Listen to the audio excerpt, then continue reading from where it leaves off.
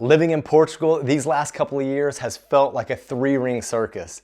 It's moments like this that make you pause and evaluate, which is what we're doing today. Did we make a mistake leaving Spain and choosing Portugal as we moved back to the Iberian Peninsula? Well, today we want to be real with you and come clean on this, as many people email us about how we compare Spain and Portugal. Are we leaving Portugal to move back to Spain? Let's go through some of the major criteria to consider when moving anywhere in an effort to help you get a feel for each country and what might work for your situation. We're going to put chapters in this one, so feel free to skip around to the ones that make sense for you. Also, a quick thank you to Wise, who's sponsoring this video. Wise gives any new customers from our audience a fee-free transfer. More later on how Wise has played a role in our lives living in Portugal. Let's jump right into this. For some weird reason, our answer to the question of what's the most important criteria for you when considering where to live was the same: safety. Now, for some of you watching, you're probably thinking, of course it is, because that's also your number one priority. But there are others at home, likely on the toilet, thinking, what? No way. I need a lower cost of living or a great climate. Now, I'm not going to argue with either of you. The toilet? Really? Anyway, for us, safety was how we both spontaneously answered this question as we were talking about making this video. It's probably because we have a 5-year-old daughter, though. Our minds have shifted as we think about her and her well-being, and of course, our sanity of letting her grow in her independence.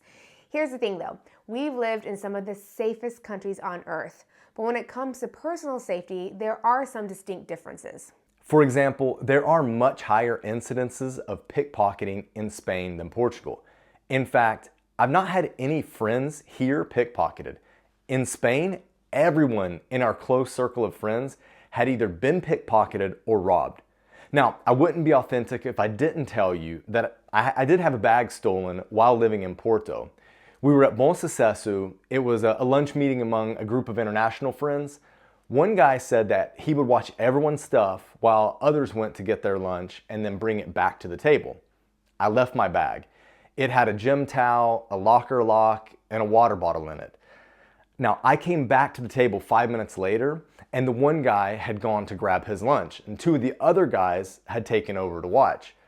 I noticed immediately that my bag was gone. I thought these 2 guys were joking until I asked them and I saw their faces and reaction. I asked them where the first guy was, and they said, he's over at Tacos and Tequila. I thought maybe he had grabbed it to keep it safe. So I found him and I asked him. And he said he left it because the other guys were back at the table watching our stuff. Well, they failed.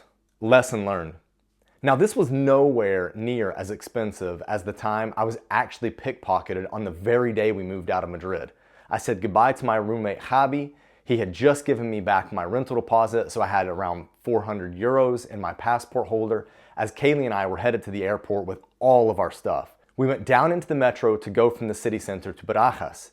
It was morning, it was rush hour, very crowded. People pushing and bumping into me.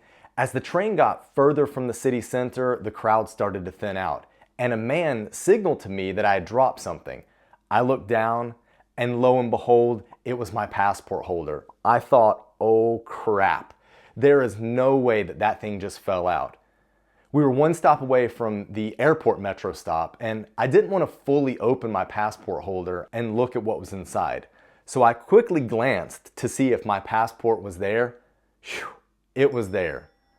After stepping off the metro with all of our luggage, I collected myself and I opened up the passport holder, and all of my cash was gone. And I'm pretty sure it was the guy that told me that I had dropped my passport that was the one that did it. At least he didn't take my passport, and at least he let me know that it was there so I could catch my flight. Talk about feeling violated. Now, that was a few years ago now, and I don't feel unsafe in Spain, but I am hyper aware. Not that I wasn't hyper aware while living there, I was just an easy target since I had so much stuff to carry and to be mindful of. One of the problems that Portugal suffers with that likely doesn't get reported but you see on a weekly basis is car break-ins. We don't have to worry about this one so much because we don't own a car or want to own a car, but it's sad walking down the street and seeing glass on the sidewalk after someone's had their window smashed in. Now, we don't see loads of cars with broken windows, but just the glass remnants. From what we've been told, It's highly likely that they've left something visible in the car, which makes it a crime of opportunity. But then there's a major problem in Spain, which comes to shock most foreigners when they discover just how bad it is. House squatters. Spain has some wild laws that make it relatively easy for squatters to move in, stake their claim, and make it impossible for you to kick them out.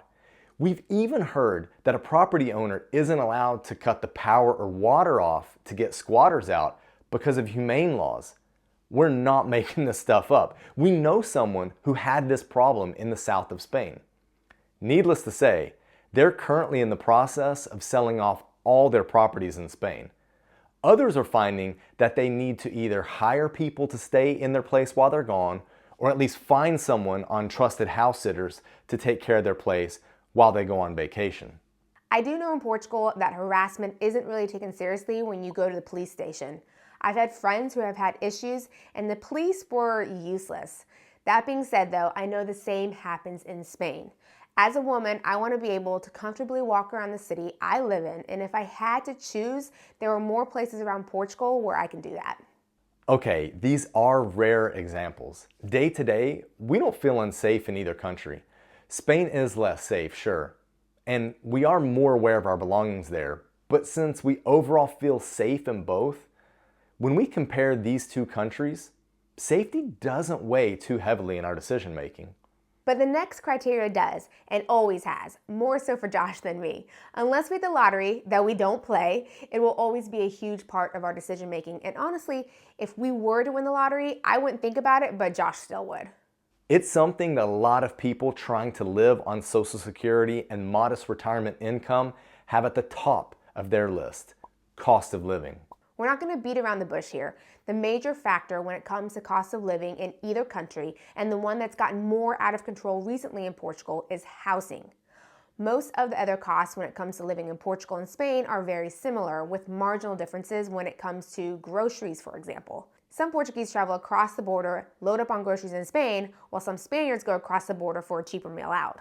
To me, either scenario seems weird because of fuel consumption, so unless it's truly the distance of Tui and Valença or Elvas and Badajoz, or at least at a stretch, Villareal de Santo Antonio and Huelva, it doesn't make sense to me. Okay, back to the topic of housing. Both countries have a housing crisis, and for the locals, it's certainly an unaffordable housing crisis. The thing about Spain, which is arguable, but I'm here to make the argument, it's simply got more availability due to the fact that there are more options of cities and towns for people to live. More on this idea in a few minutes, but there's a greater opportunity to find the right house at the right price in the right place than compared to Portugal. Overall, Portugal's cost of living is marginally lower than Spain's, so when choosing between the two, it's not really a deciding factor. One thing is for certain: things have gotten a lot easier for us moving money around while living in Portugal compared to our time in Spain, thanks to Wise. Having lived overseas since 2009 and seeing so much of our hard-earned cash erased every time we transferred large amounts of money and had to exchange it via bank-to-bank transfers became a bit soul-crushing. It felt like it was just part of being an expat in countries that didn't use the US dollar. But in 2020, when we moved to Portugal and learned about Wise, it really changed the game for us.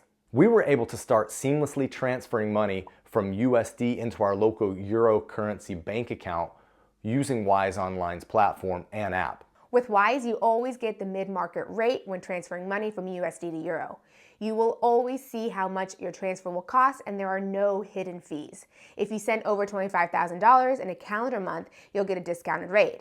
What I personally really like is that Wise now has a dedicated support team, which will help you when you send large amounts. Honestly, when it comes to moving money around my personal account, I prefer the app. I create different jars to put money to the side so I don't accidentally spend too much.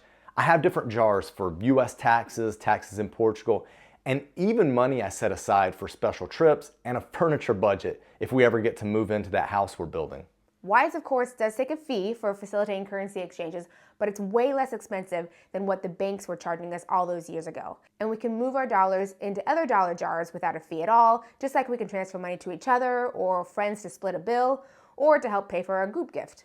So you can also hold your USD and euros in your Wise account and convert them within seconds.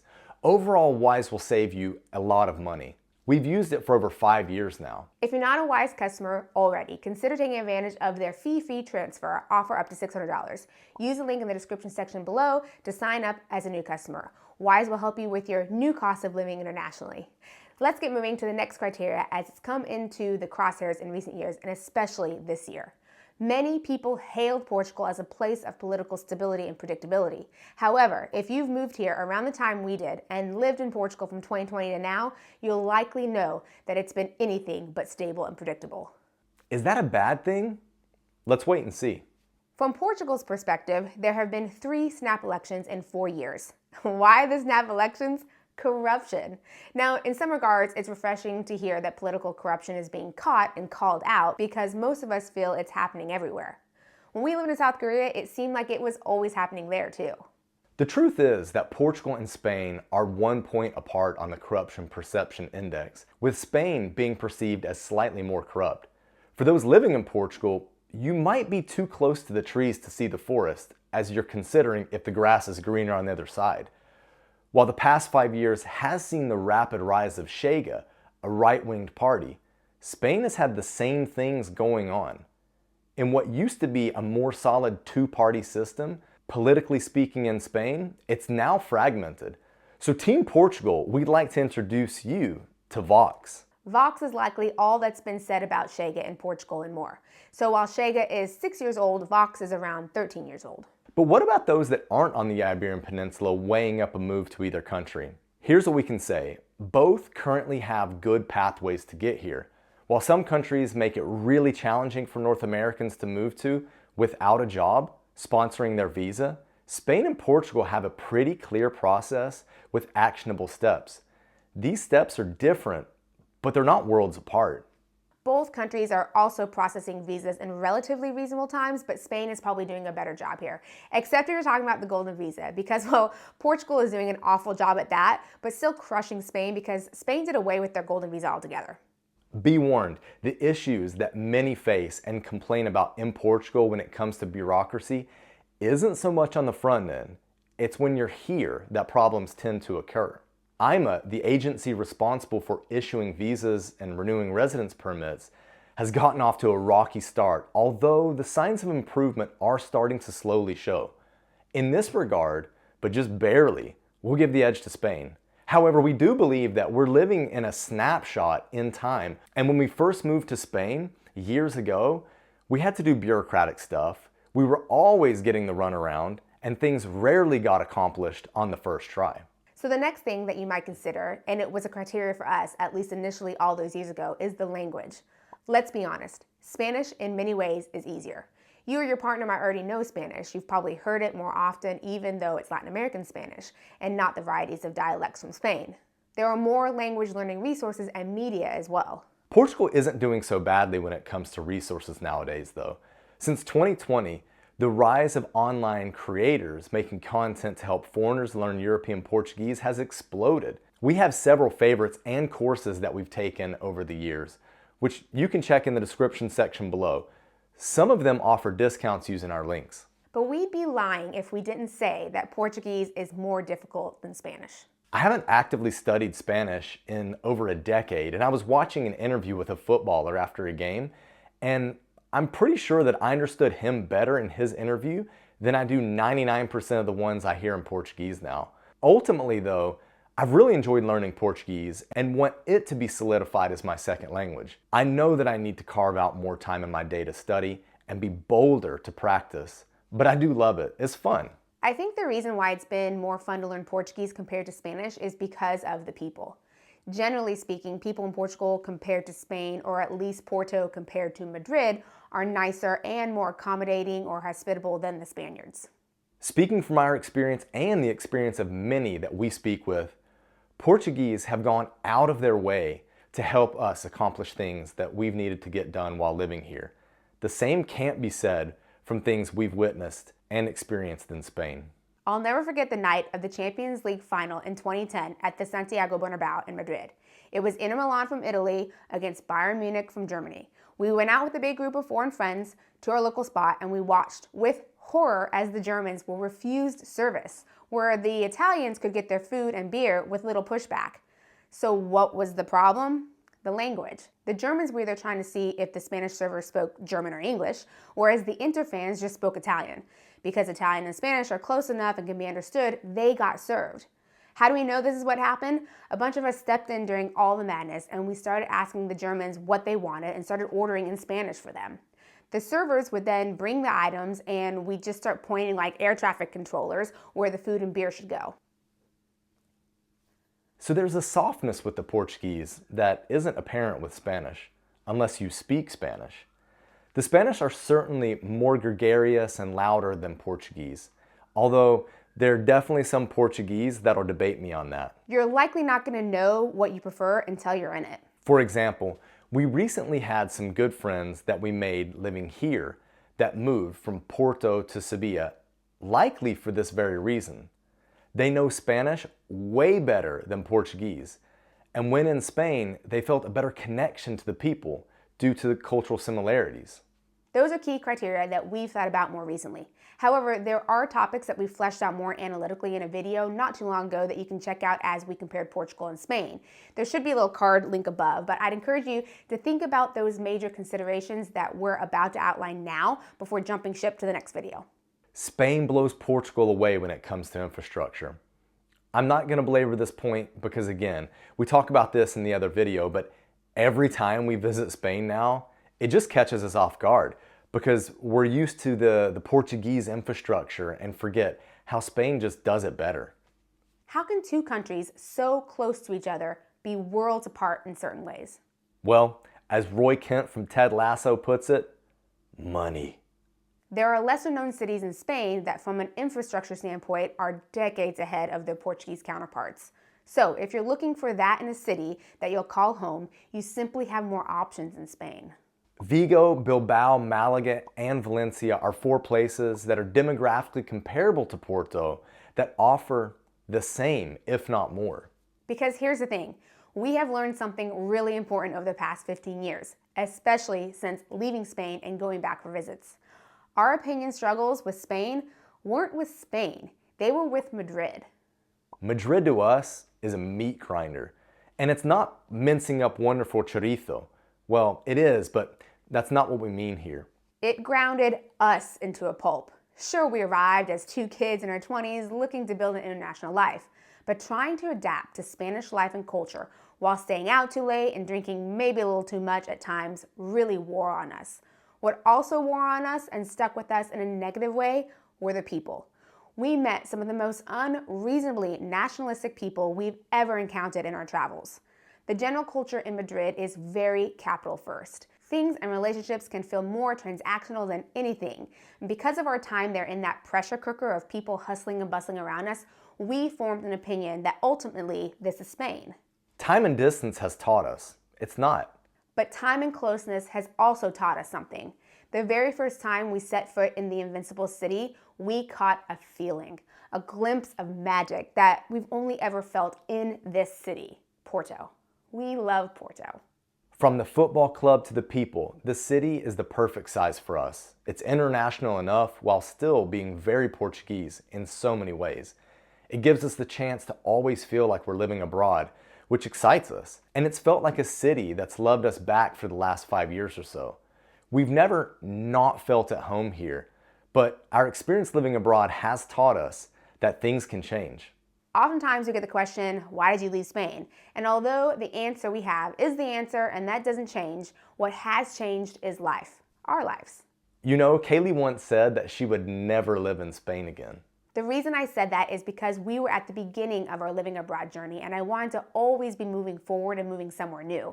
A new region of the world to explore, a new country to experience. But having a kid and getting a little older has reframed and changed priorities.